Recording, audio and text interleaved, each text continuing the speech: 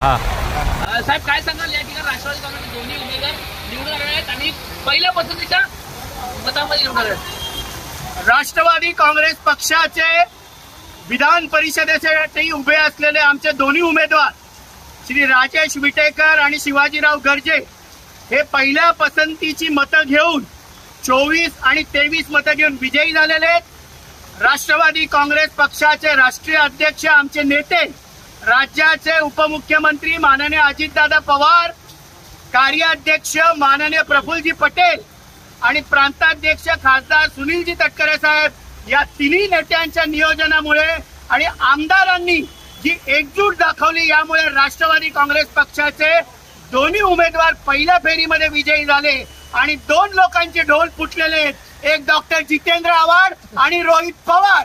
ढोल फुटला रे ढोल फुटला, दोघांचाही ढोल फुटला।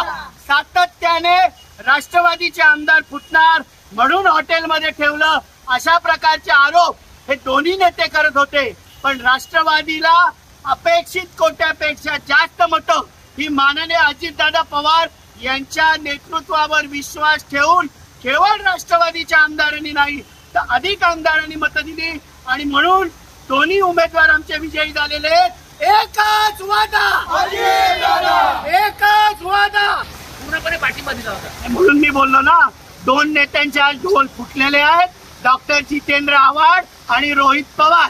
सातत्याने आमदार अजित पवार साहेबांना सोडून जाणार अशा प्रकारचं खोटं नाटक रोज प्रेस समोर येऊन बोलायचं।